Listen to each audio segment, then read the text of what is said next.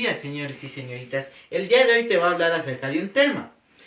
Este tema tú probablemente has de saber algo, has de saber poco, pero no, y algunas veces no has de saber nada. Pues el día de hoy te voy a hablar de ese tema. Este día te voy a hablar acerca del teatro griego. Primero, su origen. El teatro griego nació en el Ática, a partir de las danzas y los cánticos corales en los siglos 6 y 5. Que se celebraban en la primavera en homenaje al dios Dionisio. Estas fiestas se hacían llamar los cánticos dionisíacos. Estas fiestas consistían en que la estatua del dios Dionisio era puesta en un barco, que era acompañada con músicos y flautistas, y se paseaban por todos los ríos. Anteriormente, estas festividades se hacían al lado o en el altar o en el templo de Dionisio. Pero pasó el tiempo y hicieron un solo lugar de tierra firme y de forma circular que se llamó la orchestra. Segundo, sus características. Característica número 1. El teatro está estructurado por tres estructuras. Primero, el coilón. El coilón es la parte del galerío donde la gente se sienta al ver la obra. Esto se ubica en la parte de la ladera de la montaña. Anteriormente eso se llamó el teotrón, pero se cambió. El significado del teotrón era el lugar donde se podía ver. Segundo, la orchestra. La orchestra es la parte más vieja del teatro. Consiste en un lugar donde se encuentra el coro y se hacen las danzas rituales. Anteriormente la orchestra se utilizaba para hacer sacrificios a los animales en honor a Dionisio antes de realizar la obra. Con el tiempo esto se fue disminuyendo hasta desaparecer completamente. Tercero, el esquener. El esquener es una parte muy estrecha y alargada, donde los personajes se preparan antes de salir al escenario. Característica número 2. Las mujeres no podían participar en el teatro en ese entonces, porque la mayoría de los actores eran masculinos. Entonces, las mujeres tenían que modificar su voz y modificar su aspecto físico. Tercera característica. Anteriormente solo se utilizaban a 3 protagonistas que eran sacados de la orchestra donde se ubicaba el coro. Cuarta característica. Comúnmente se utilizaban un tipo de ropa, depende a qué tipo de obra ibas a hacer. Por ejemplo, si tú hacías una obra trágica, tenías que utilizar un color negro o más oscuro. Si utilizabas un traje para hacer comedia, el traje era blanco o más brillante. Quinta característica.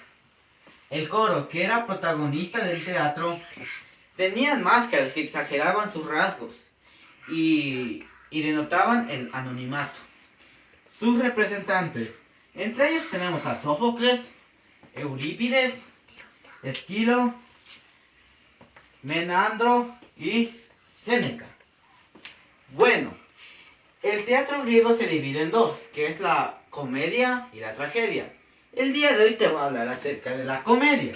Primero, su origen. La comedia viene del latín comoedia.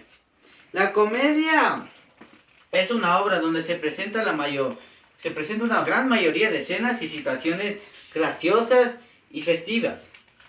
Aunque fue realizada y su origen viene de los cánticos y de las festividades dionisíacas que se hacían al dios Dionisio, estas comúnmente cogieron un lugar en las festividades que se realizaban en los pueblos. Segundo, el concepto. Para definir este concepto tocó mucho porque habían varios conceptos. Entonces, la comedia es una obra en la cual se denota lo ridículo, pero hace reír a la gente. ¿A través de qué?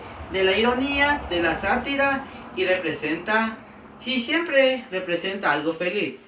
y su desenlace siempre va a ser divertido. Segundo, sus características. Comúnmente se utiliza varios personajes, como soldados, campesinos, cocineros, entre otros. Ya. Segunda característica. También utilizan el humor, el doble sentido y el doble sentido. Tercera característica. Siempre en el desenlace va a haber un final que todas las personas van a estar de acuerdo. Cuarta característica. En la comedia siempre se utiliza el humor y siempre en los finales la gente se pone feliz. Quinta característica. Entre sus mayores representantes de la comedia tenemos a Aristófanes y a Melandro. Tercero, representante. Yo he escogido a uno de ellos, que es Aristófanes. Aristófanes nació en el año 1444 a.C. en Atenea, Grecia. Segundo, desde muy joven él empezó a involucrarse mucho en la política que daba orden en los aspectos social y político. Tercera característica, él murió en el año 1385 a la edad de 63 años. Entre sus obras múltiples se encuentran las abejas, las nubes, las asambleístas, los caballeros, las avispas, entre otros. Bueno, yo voy a hablarles acerca de una obra que a mí me pareció la más bonita, que es Las nubes. Trata de un hombre llamado Eurípides, que cansado de tener tantas deudas, y manda a su hijo, que su hijo era bien vago, manda a su hijo a estudiar en la academia de Sócrates. Pero él se niega, y entonces lo obliga fuertemente a irse a esa academia. Llega y lo primero que hace Sócrates es enviarle a un tal Querufón, que iba a ser su profesor, y le iba a poner unas preguntas muy difíciles. Entonces, en las cuales el hijo nunca pudo responder y se sacó todo cero. Entonces ya no tuvo esa oportunidad y fue expulsado de la academia. Él entonces, al ver su fracaso, decidió intentarlo otra vez en su denominado falso estudio, en el cual él iba a estudiar, pero a la vez no. Eso que no le entiendo. Y entonces decide otra vez ingresar y avisarle a su padre que tomó la decisión, pero que fue tan malo en obligarlo así, que se va a quedar ahí hasta el fin. Entonces, el señor dice que por culpa de Sócrates su hijo está así, entonces se va a la academia a retirar a su hijo, pero no lo encuentra. Y entonces el señor quema la academia de Sócrates, en el cual Sócrates llama a las nubes para que apaguen, en las cuales nunca llegaron y nunca llegarán. Bueno, espero que te haya gustado esta pequeña exposición, que te ayude en algo en tus estudios. Bueno, esto es todo lo que tengo que decir acerca del teatro. Me despido, hasta la próxima.